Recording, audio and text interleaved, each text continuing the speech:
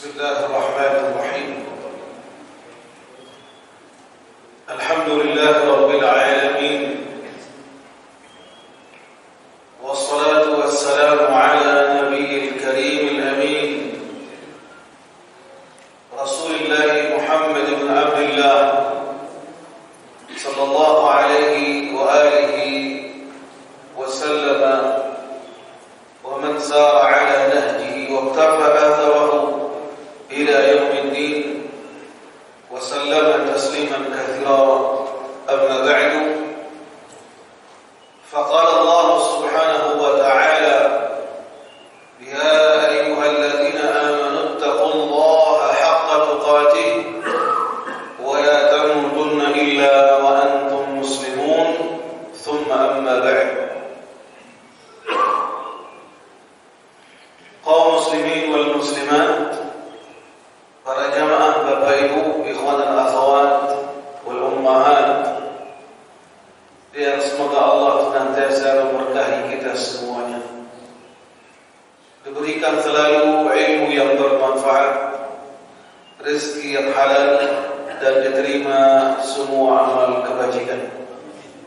Kita memohon kepadanya agar diberikan tambahan iman, keistiqomahan, serta panjang usia dalam ketaatan kepada Allah Subhanahu wa ta'ala, diberikan kesehatan, keafiatan.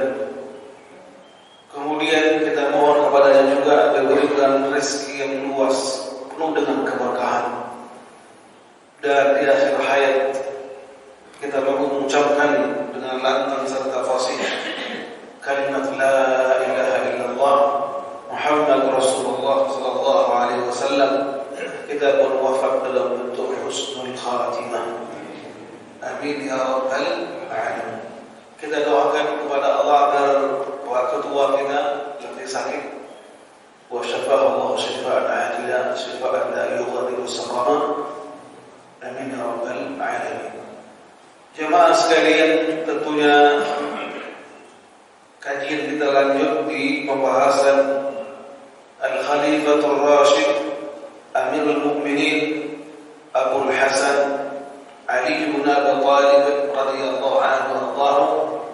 Walaupun membutuhkan waktu yang panjang dengan dua sebab.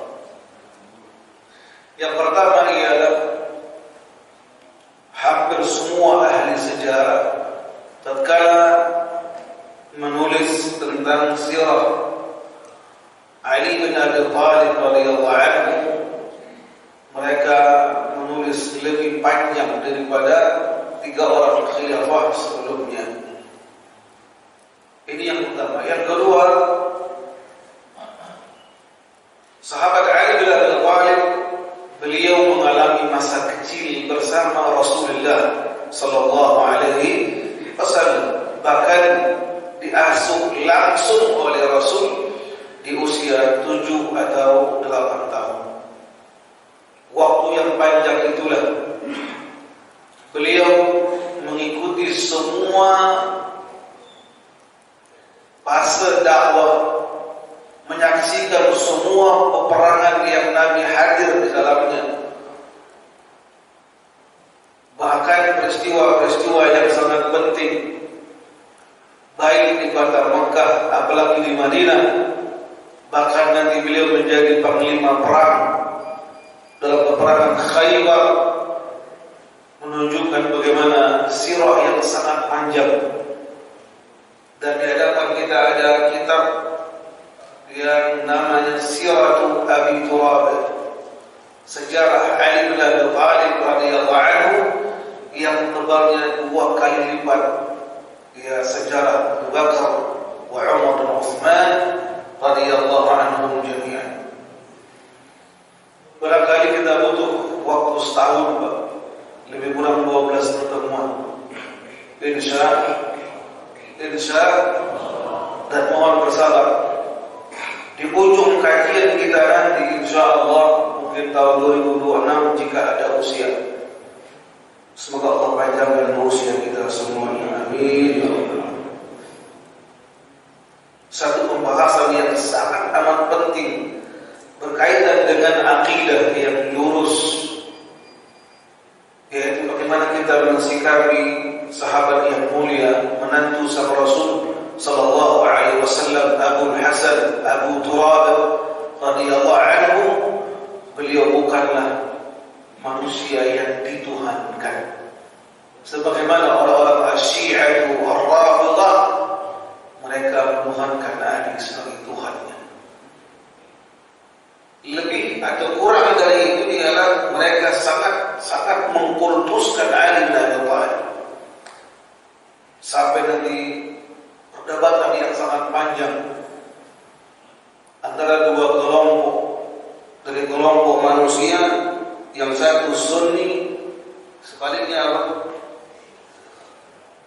Syi'i Ar-Rafidhi, yang mereka meyakini bahwasanya Al-Quran telah diubah oleh 3 orang khilafah atau khalifah, bahwasanya Al-Quran yang asli itu hanya ada di tangan Ali bin Abi Thalib dan istrinya Sayyidatul Fatimah, dan segala macam bentuk keyakinan yang super rusak.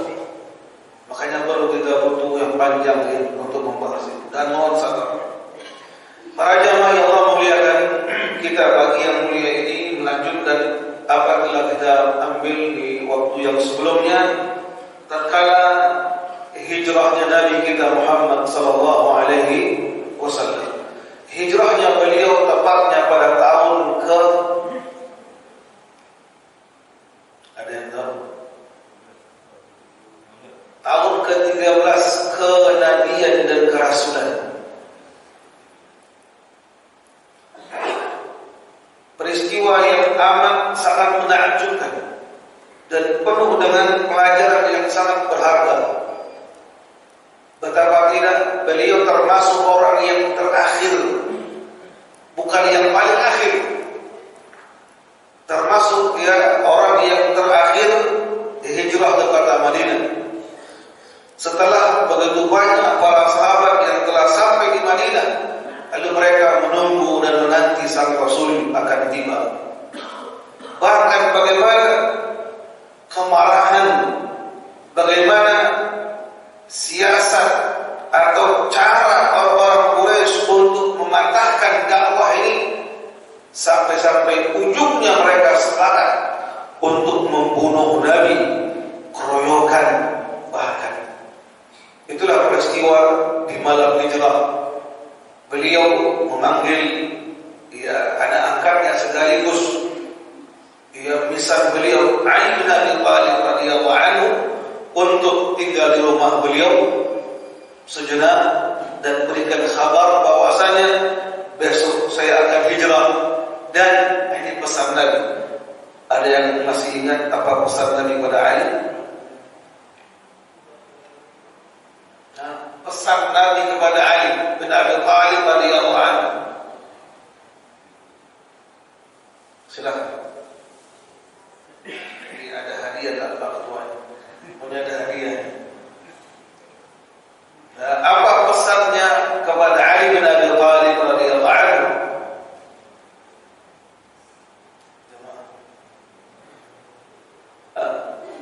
Halo. Nama dia?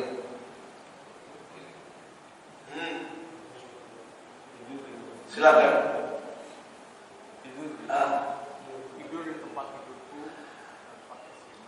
Itu yang ma'ruf dan terkenal dalam sejarah, walaupun hadisnya riwayatnya lemah. Yaitu beliau menyuruh Ali bin Abi Thalib untuk menggantikan di posisi tidur di kasur, tentunya bahkan selimutnya. Yang kedua, ini penting sekali dan menakjubkan akhlaknya Rasul sallallahu alaihi wasallam. Di luar sana beliau dituduh orang yang macam-macam. Ada 7 gelar buruk yang diberikan oleh orang Quraisy Mekah terhadap sang Rasul. Sebelumnya beliau sepakat atau mereka sepakat menggelari Nabi sebaik-baik gelar di kota Mekah, yaitu Al-Amin, orang yang sangat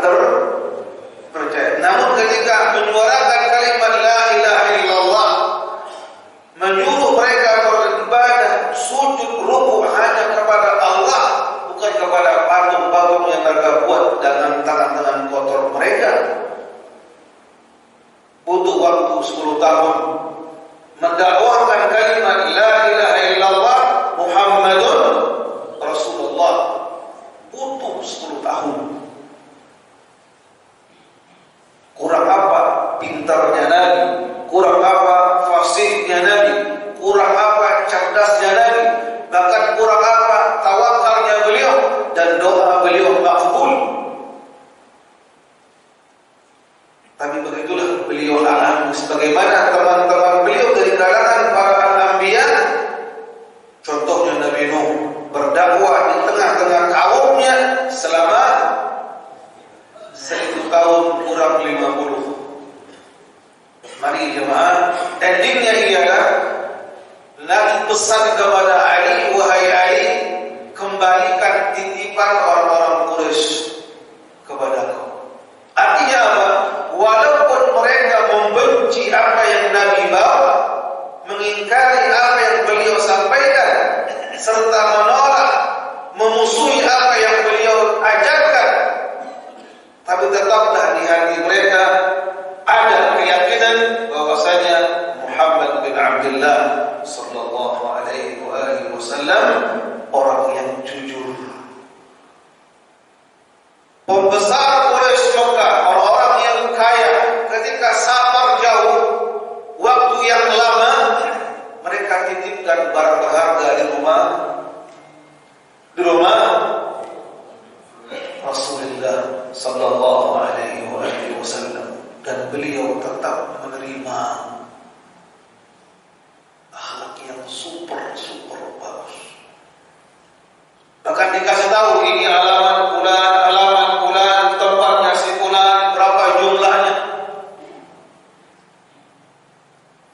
Dan keluarlah Nabi kita Muhammad sallallahu alaihi wasallam dari kota Makkah, dan kisah panjang nanti kita gak selesai. Terutama ketika beliau keluar dari rumahnya menjelang jam 2 atau jam 3 pagi, itu kebiasaan beliau menuju ke Masjidil Haram. Tapi pada malam atau pagi dini hari itu beliau tidak. Beliau ambil satu genggam pasir, beliau taburkan kepada orang-orang berjumlah 30 orang yang siap membunuh pedangnya dan membunuh Nabi keroyokan.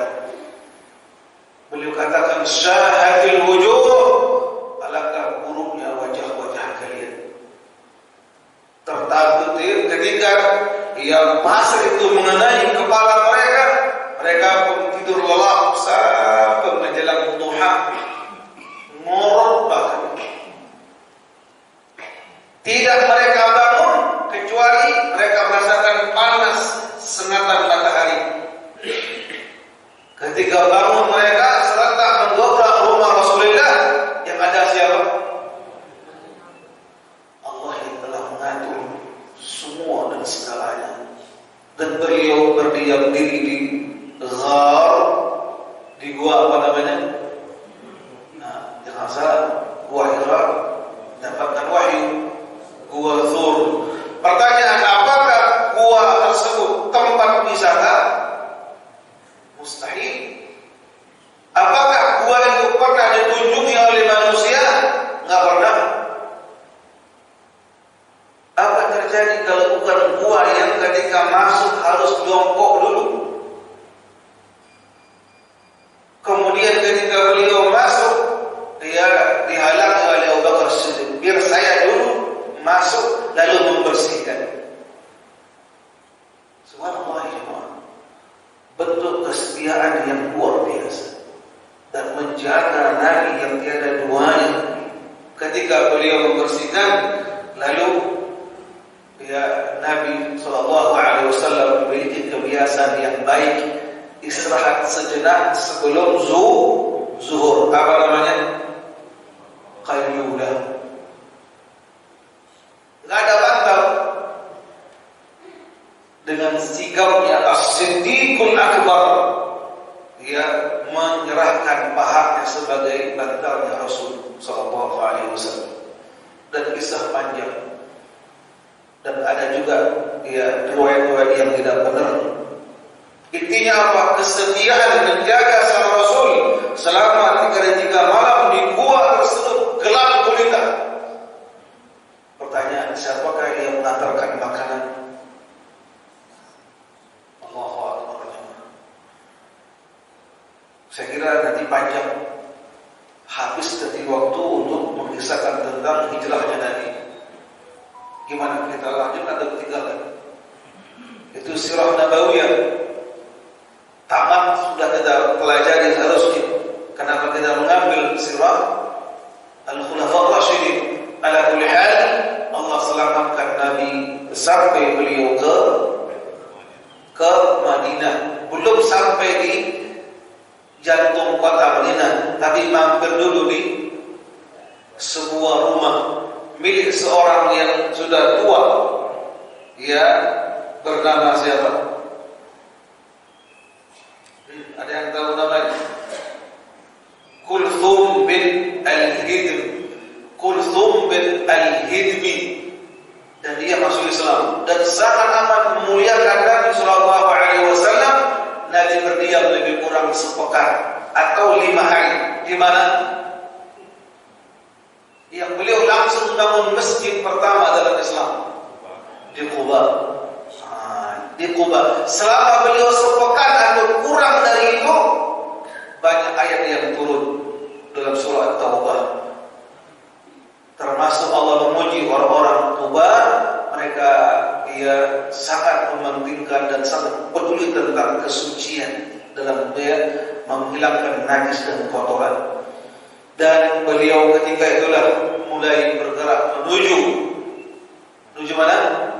Kata Madinah tersebut, tempat tinggal beliau sampai wafat. Ala kulli hal jemaah, satu poin penting lagi, jika ada waktu kita akan kisahkan tentang sirah beliau dari mulai keluar dari kota Mekah sampai ke Quba, berapa hari kan?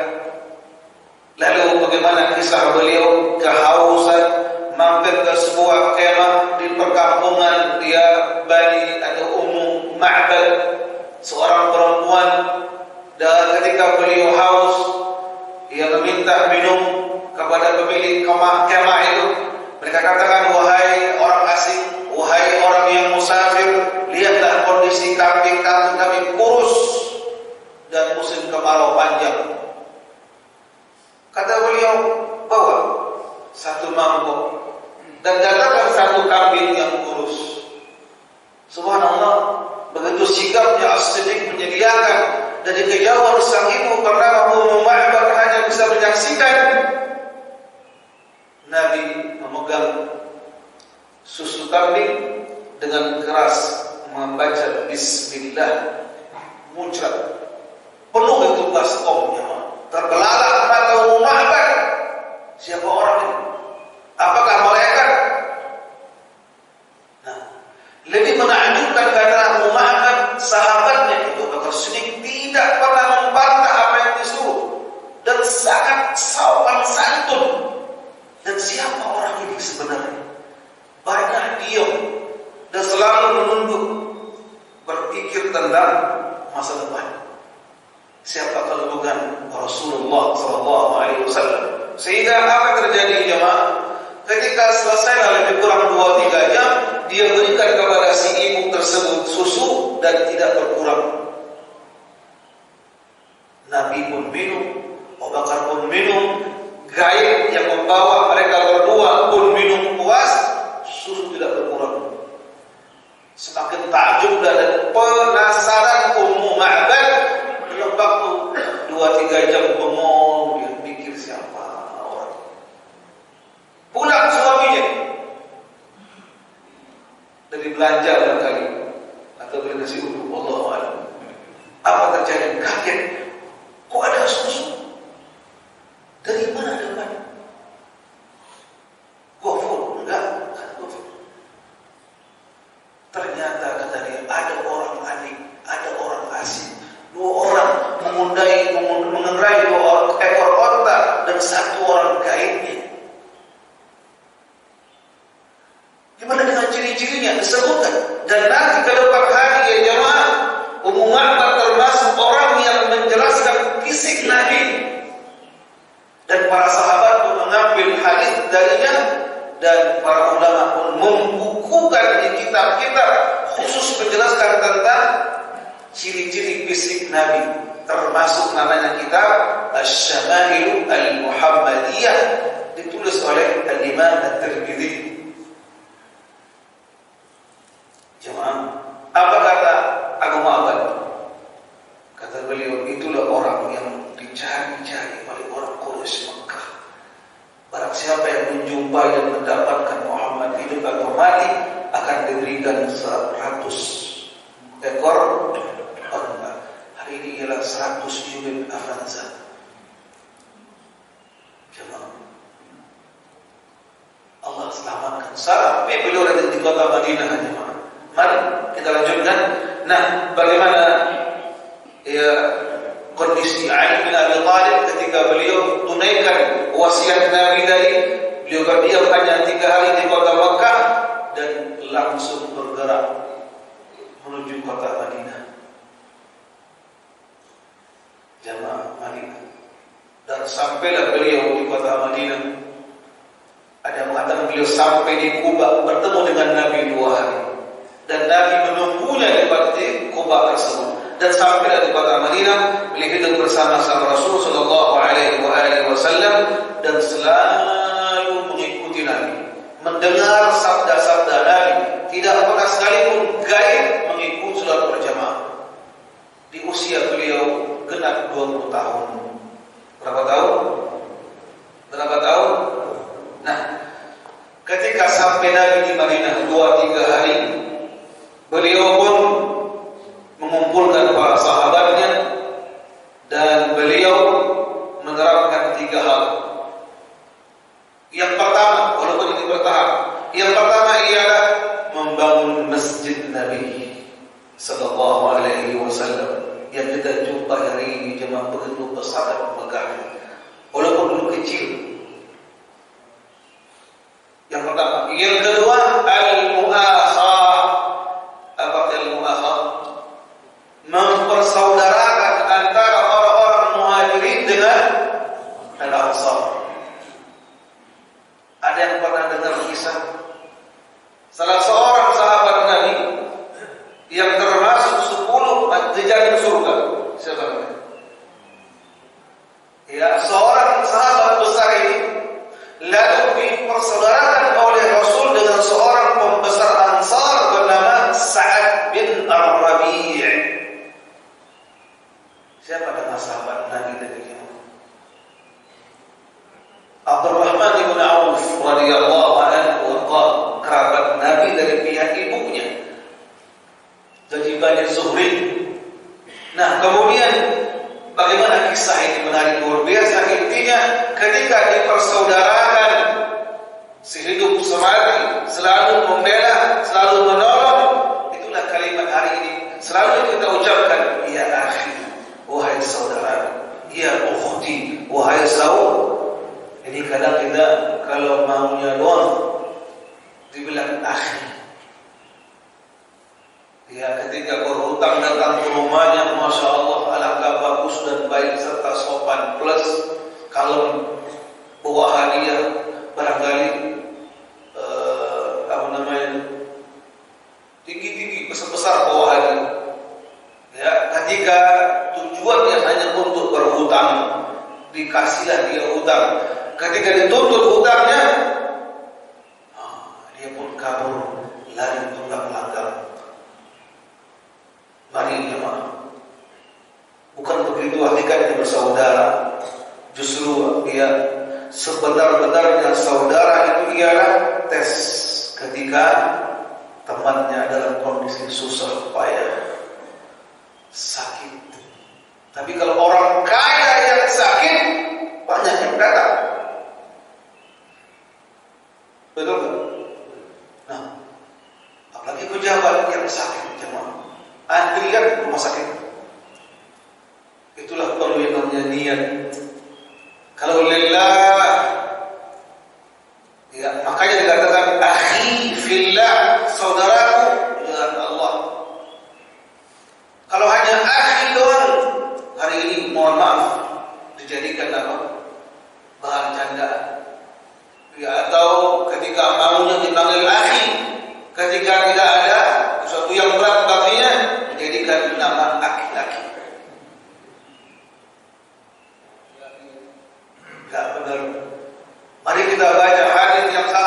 sekali ketika Nabi sabdakan hakul muslim ala muslim sittun, hak sama muslim itu ada 6. Yang pertama, ketika diberi salam harus akan wajib menjawab.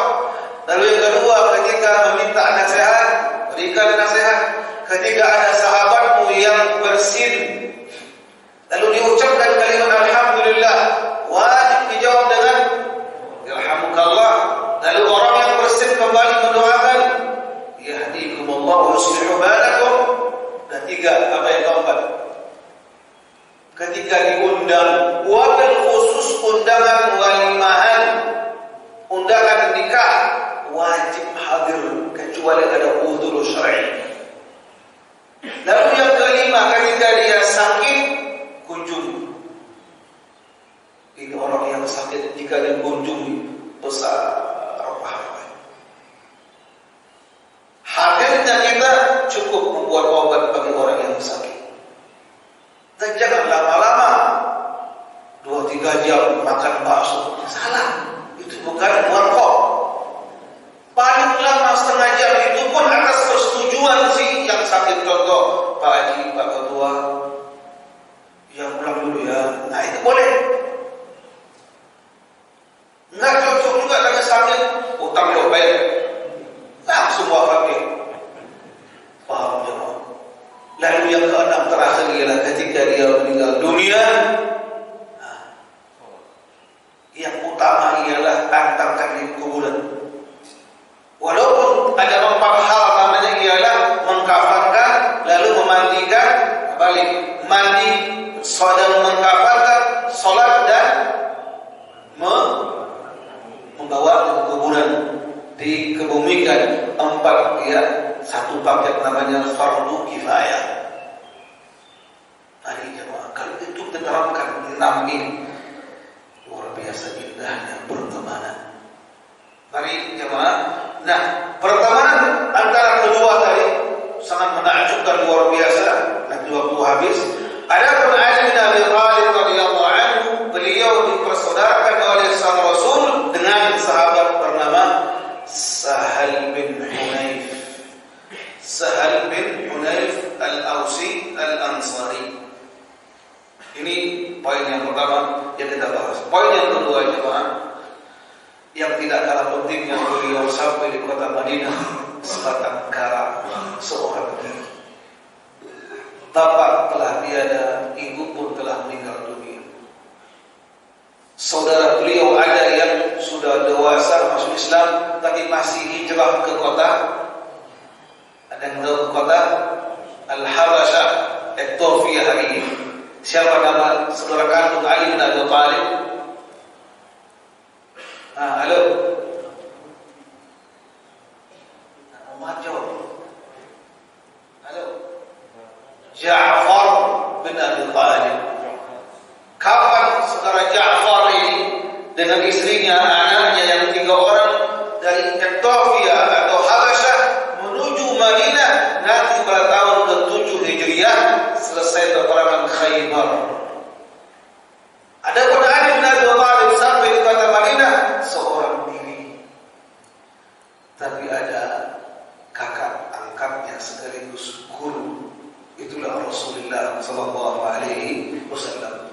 Masuklah, ia hampir sudah 3 atau 4 bulan atau mendekati setengah tahun di Madinah. Beliau pun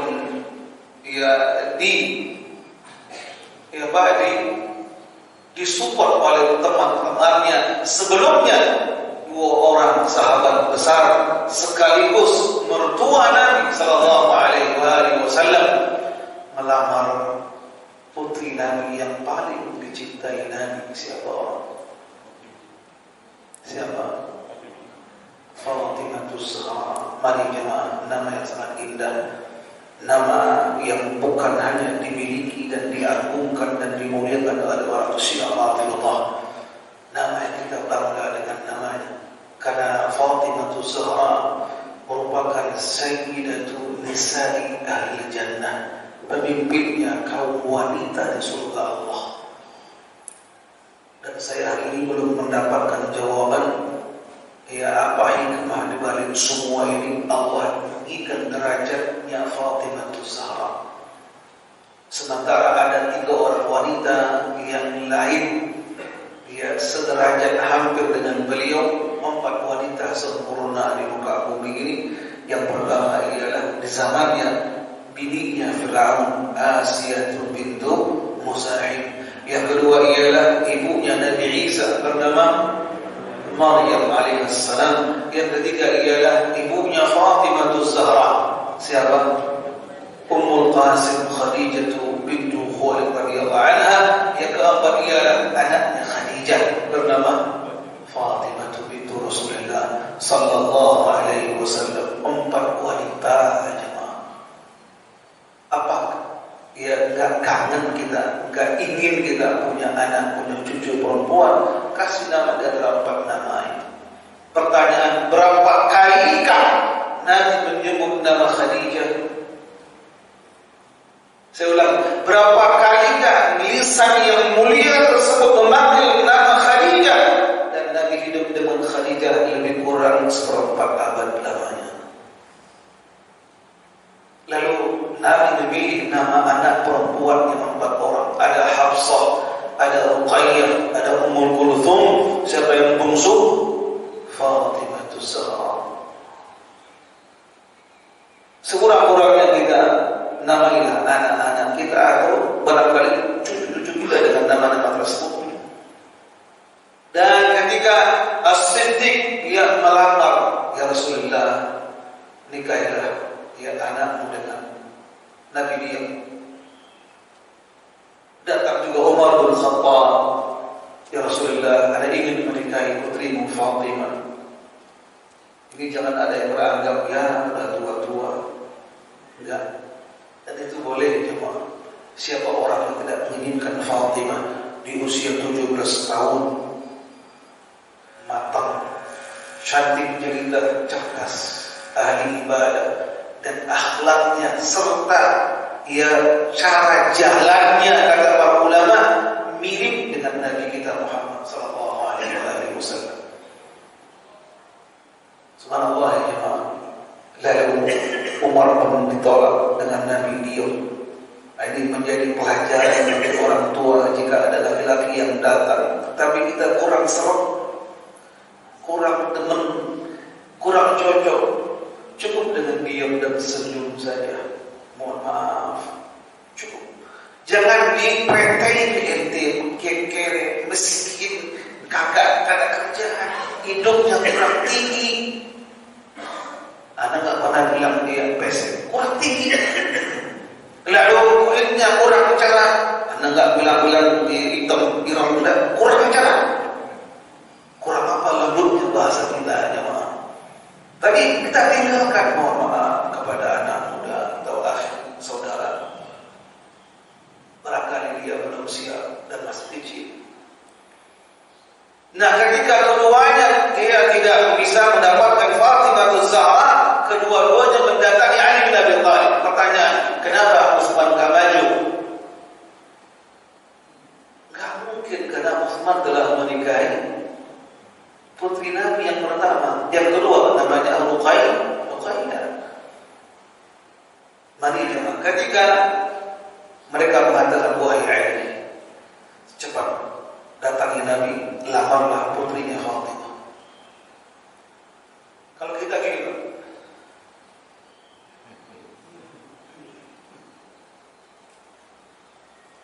Fatimah saya tahu betul.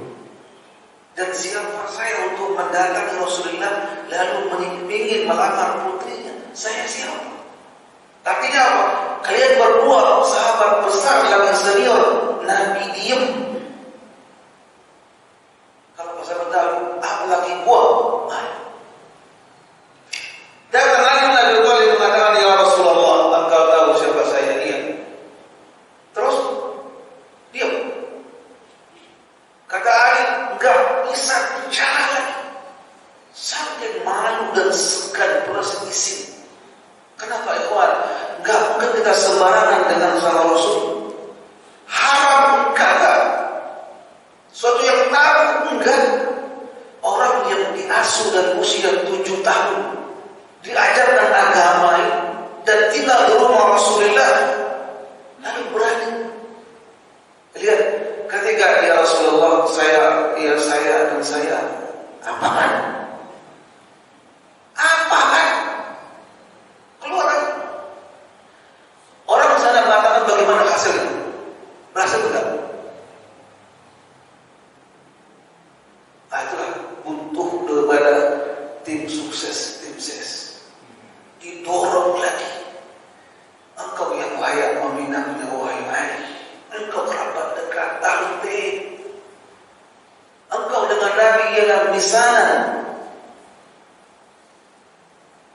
kali yang kedua ini berhasil. Ketika dikata ya Rasulullah, engkau tahu tentang saya? Iya. Lalu ngapain? Nikahkanlah putrimu kepadaku. Nabi tersenyum, langsung bicara. Punya apa kau? Punya apa? Wahai anak-anak muda, ketika menikah ada bahan, ada namanya zat, ada namanya apa? Persiapan. Yang utama ialah persiapan ilmu dan amal.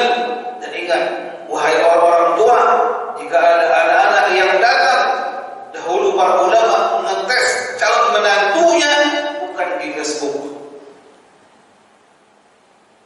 bukan di pasar, bukan juga di Instagram. Mereka mengetes dan melihat serta akan bagaimana mereka akan meminta keterangan tentang calon menantunya. Yang utama, ada tak 5 waktu di masjid? Ini pertama. Yang kedua, sab yang keberapa? Yang ketiga, ketika kajian-kajian hadirkah dia atau belakang saja?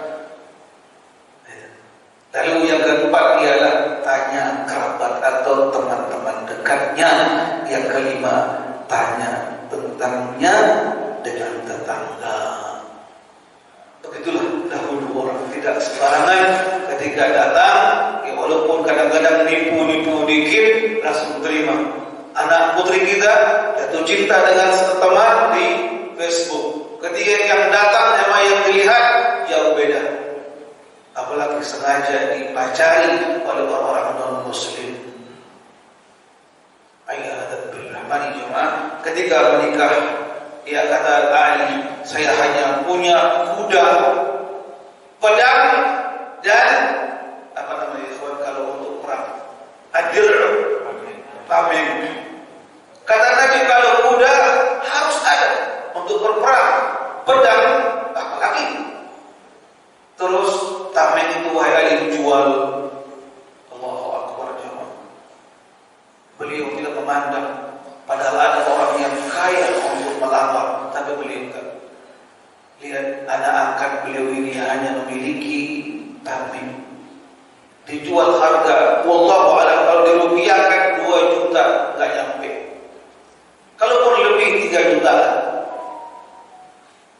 sudah dijual. Ada riwayat yang mengatakan ketika dijual mau sampai ke pasar dicegat oleh Utsman bin Affan. Li, bahasa kita Pak.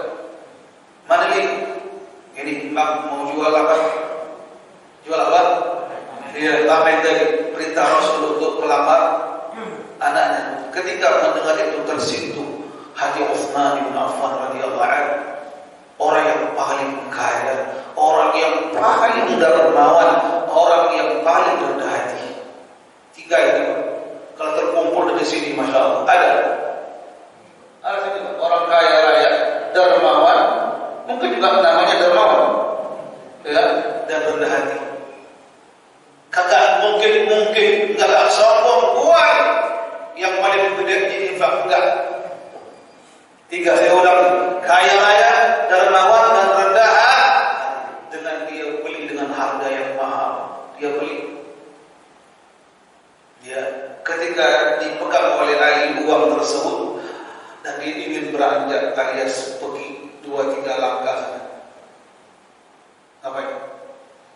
Dipanggil lagi, nanti kalau perang tanpa ini gimana? Ya luka-luka. Ambil lagi. Allahu Akbar. Berapa sih? Cuma 5 juta. Kata Utsman ada 4 triliun. Allahu Akbar. Ya, bagaimana senangnya hati Nabi ketika mendengar kisah menantunya yang membantu. Dan ketika menikah jemaah, ya tradisi orang Arab Allahu a'lam saat itu, ya ketika menikah akad nikah al-qiran namanya. Belum berumah alu, belum satu atap, butuh persiapan. Nah, siapa yang Nabi suruh? Ya sahabatnya untuk membeli minyak wangi plus perlengkapan rumah. Rumahnya bagaimana? Kecil jemaah. Di samping rumah Nabi yang mulia, pada awalnya rumahnya jauh, yang hari ini dekat Masjid Ali bin Abi Thalib. Tapi Nabi merasa kangen dengan putrinya, pindah dekat beliau sallallahu alaihi wasallam, Nabi hanya menyediakan uang yang diberikan oleh Ali bin Abi Thalib untuk perlengkapan rumah, selimut kasar. Lalu kemudian ada tempat menggiling. Giling apa namanya? Gandum. Satu ember terbuat dari apa? Kulit. Ya, sangat amat sederhana. Dan ketika sahabat mendengar ikhwan Ali menikahi Fatimah, ia bergegas banyak yang membantu. Dan ingat, Ali tidak meminta dan tidak mengajukan proposal. Begitu. Tapi bagaimana proaktifnya para sahabat mengumpulkan korma, mengumpulkan jagung, ada ibu-ibu yang memasak. Allahu Akbar. Bahkan kebahagiaan bagi mereka dan sebuah kebahagiaan serta kepuasan ingin menggembirakan hati sang Rasul sallallahu alaihi, dan mereka paham betul siapa Ali bin Abi Thalib, sebatang kara, pemuda ganteng dan ahli ibadah serta orang yang alim. Lanjut jemaah, sebelum kita berakhir, poin yang ketiga ialah ketika beliau sallallahu alaihi wasallam habis akdun nikah dan belum bercampur, ditahan dulu nih. Wah, ini ada kisah lagi. Kenapa? Ketika Ali bin Abi Thalib ingin satu rumah satu atap, mendatangi Rasulullah, kapan gua sama dengan anak? Perang dulu, perang apa? Badar Kubra. Berperang dulu cuma. Bukan Nabi katakan, wahai Ali, jangan datang ke rumah, perang dulu, kagak. Allah katakan saat itu habis akdun nikah, selang 2-3 pekan, lahirlah perang Badar ini. Bisa ya? Pulang dari perang Badar itulah beliau mendapatkan kabar putri beliau yang dinikahi oleh Utsman bernama Ruqayyah meninggal dunia. Itulah yang membuat Utsman bin Affan tidak ikut dalam peperangan Badar. Kenapa? Ketika hendak berangkat, Utsman telah siap-siap. Rasul mengatakan, Utsman, jaga istrimu yang sakit keras. Berbanding jemaah peperangan Badar Allah menangkan, dan ketika sampai di Madinah dapat kabar putri beliau meninggal dunia. Gak tunggu lama, Nabi pun menikahkan Utsman kepada putri Nabi yang ketiga bernama Ummu Kulthum. Ini jemaah, ketika ia mengadakan dakwah al-bina alias malam pertama bagi Ali dan Fatimah, ia disiapkanlah apa adanya, dan beliau memegang ubun-ubun Ali bin Abi Thalib dan anaknya Fatimah dengan doa, bukan doa yang ada yang kita kenal. Apa doa yang kita kenal? Barakallahu laka wa baraka alayka wa jama'a bainakuma fi khair. Itu doa. Ada riwayat yang betul. Yang Nabi sampaikan ialah Allahumma barik fihima, ya Allah berkahilah pada keduanya, wa barik alaihima, berkahilah apa yang ada pada mereka nanti, dan wa barik fi naslaihima, dan berkahilah keturunan keduanya. Itulah doa Nabi yang singkat kepada dua orang insan yang mulia. Pertama, menantu beliau sekaligus anak angkat beliau. Yang kedua, putri tercinta tersayang, Sayyidatul Fatimah radhiyallahu anha wa ardhaha. Dan terus berlalu jemaah, sampailah satu hari kelelahan yang dialami oleh Ali bin Abi Thalib. Beliau bekerja kasar, tapi tetap hadir majelis ilmu, tetap hadir kajian, dan tidak luput darinya 5 waktu salat bersama Nabi sallallahu alaihi wasallam. Tapi kerja berat itu membuat tangan beliau kapalan. Kemudian lelahnya fisik. Beliau katakan, wahai Fatimah istriku, lihatlah kondisi abang. Wahai suamiku, kata Fatimah, tangan yang lembut dahulu sudah kasar karena selalu menumbuk gandum. Kasar tangan saya, wahai suamiku. Terus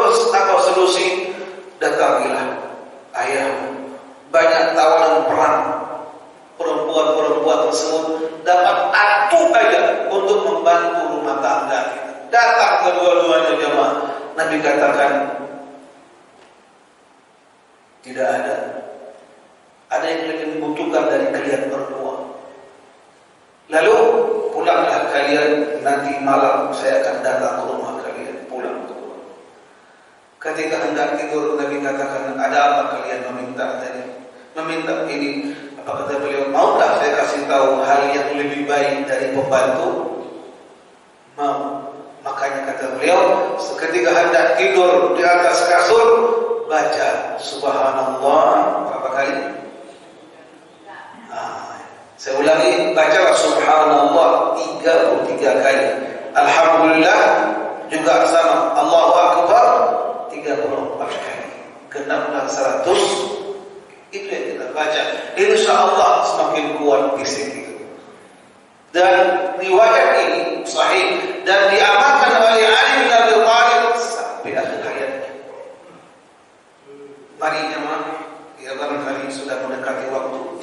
Ya, dan terakhir saya sampaikan itu ialah bagaimana Ali bin Abi Thalib radhiyallahu anhu satu hari manusia yang biasa, tidak sampai kita katakan tidak pernah berbuat salah, tidak. Satu hari bagaimana Ali bin Abi Thalib ngambek dengan Fatimah radhiyallahu anha, ngambek,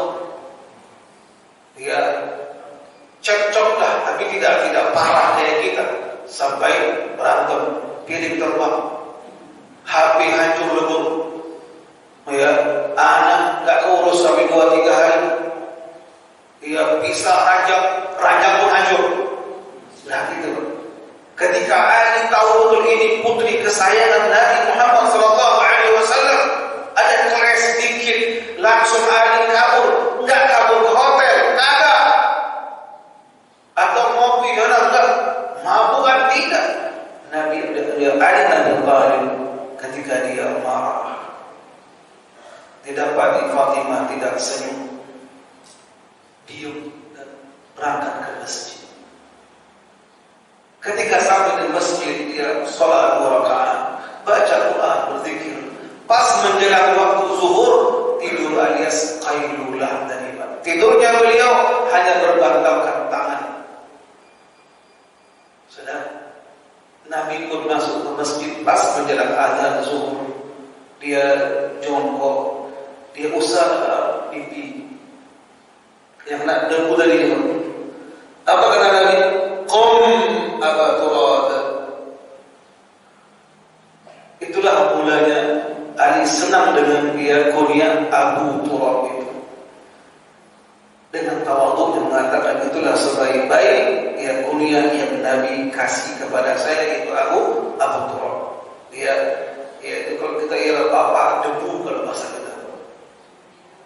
Karena berdebunya wajah tersebut, lalu mengatakan, ya wahai Ali, ada apa denganmu? Sedangkan itu sebelum Nabi ke masjid, Nabi telah menjumpai anaknya Fatimah. Wahai Fatimah, mana suamimu? Kagak tahu Rasulullah, ngambek kabur. Itu jawaban Fatimah. Apa kata Rasulullah? Ya Fatimah, ente kagak tahu itu siapa? Misal saya, jangan macam-macam. Gitu. Nah, minta maaf Fatimah. Nabi mendatangi Ali lagi tidur. Ikhwan, seandainya Ali itu kabur, dan kemana begitu? Bagaimana kondisi Ali? Tapi beliau tinggal di masjid sambil dia tertidur dan dibangunkan oleh Rasul. Lalu wahai mengatakan, ya Aba Turab, bangunlah. Lalu dikatakan, ada apa dengan engkau? Dibujuk kembali. Lalu adem lagi. Kalau enggak, ada suami yang datang atau sang mertua ngomongnya ngegas, walaupun dia enggak jual gas. Nah, lu apa itu dibuat? Langsung ngegas. Atau sebaliknya sang menantu kalau dia punya power, kasar. Anak lu kagak beres. Ya. Jangan. Keles ada, cengcok pun ada. Berantem dikit dia, tapi jangan gede-gede. Ada namanya at-taghaful ikhwan. Lebih-lebih para suami, dia punya power kuat, bahkan sudah lulus dia karateka, ban 3 udah. Enggak perlu dipatah-patahkan tulang istri. Atau dia ajak sparring, kagak. Yang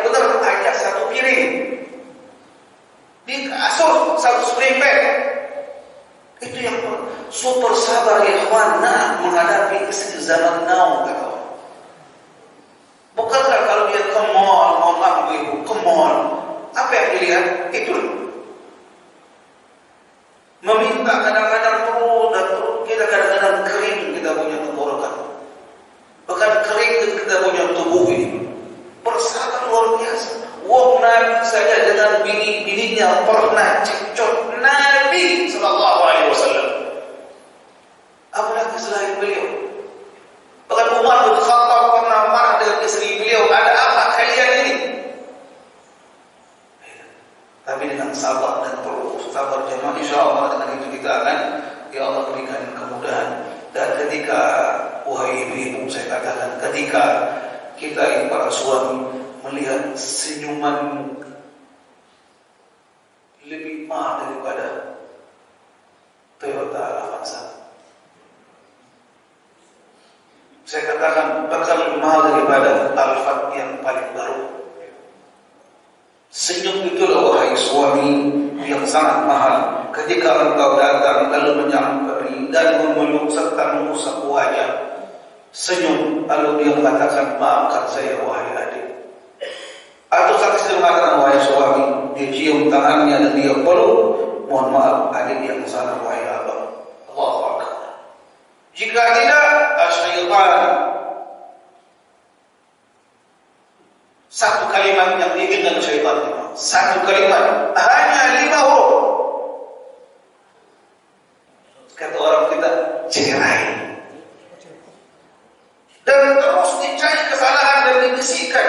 Dan ingat jemaah, mohon maaf, Nabi yang mengatakan istri sesoleh apapun, ketika dia dapatkan suaminya sekali membuat kesalahan, dia kena sampai mati. Makanya dikatakan ibu-ibu ahli sejarah yang paling ulung kalah saya. Itu pun jangan ditutup terus, jangan ditekan terus ibu-ibu, jangan. Karena ibu kita, wanita, putri-putri kita. Apa yang terbaik? Carilah solusi apa yang dikatakan terhadap wanita dan istri-istri. Kata beliau ialah istausu bin nisa'i khairan. Wahai para suami, nasihati bini-bini dan dengan cara yang lembut, baik. Ingat, wanita seperti al-qawarir, katanya, seperti gelas kaca. Ketika dia kesandung dikit aja, kadang pecah, tapi retak. Walaupun dikasih lem yang paling kuat, tetap dia pernah retak. Wa kaif, ya, kalau dia sudah pernah hancur lebur. Betul, wanita itu perasaannya sangat luar biasa. Tapi kita, wahai para suami, hendaklah paham tentang perasaan. Akal suami lebih besar, istri perasaan yang paling apa? Paling besar. Mari saling melengkapi. Jangan cari kekurangan, jangan terus diburu kekurangannya, tapi lihatlah begitu banyak kelebihannya. Betul? Nah, ini bukan lebay, kagak. Serius. Dan kita masih punya istri, punya putri-putri, bahkan masih ada ibu kandung kita masih hidup. Semuanya wanita. Dan itu wahai kaum wanita dan juga wahai kaum bapak, yang tepat itu ialah wa tawassaw bil haqqi. Semoga ada manfaatnya. Sampai sini sudah lewat 5 menit. Barakallahu fikum jami'an. Satu poin yang penting lagi ialah mohon kajian sejarah itu bukan hanya untuk kita nikmati lalu menghiasi telinga kita, lalu lisan kita mengatakan bukan. Itu ialah kucing yang kita panggil. Betul tak? Tapi decak kagum boleh. Ya, Masya Allah, betul. Tapi mari kita teladani. Mari kita ikuti. Mari kita selami bagaimana mereka hidup yang dibimbing oleh Rasulullah SAW. Apalagi orang-orang yang 4 sahabat. Abu Bakar merupakan mertua Rasul, Umar juga sama, Uthman menantu Rasul, wa Aliun menantu Nabi. 4 orang komplit, saling melengkapi, saling mereka bersinergi, saling kompak, saling membantu. Lihat ketika Uthman membeli tambing dan ngasih hadiah, enggak tahu berapa uang ditransfer oleh Uthman kepada Ali. Kita katakan, mari sampai sini. semoga ada manfaatnya, dan kita mohon kepada Allah diberikan ilmu manfaat, rezeki yang halal, dan diterima semua amal kebajikan. Kita mohon kepada Allah agar diberikan keistiqamahan, kekuatan iman dan badan, bertambahnya ilmu dan hikmah, dan kita mohon kepada Allah memberikan kesehatan, keafiatan, usia yang panjang untuk taat kepada Allah Subhanahu wa taala, dan diluaskan pintu-pintu rezeki dan keberkahan. Amin ya rabbal. Subhanakallahumma wa bihamdika asyhadu an la ilaha illa anta astaghfiruka wa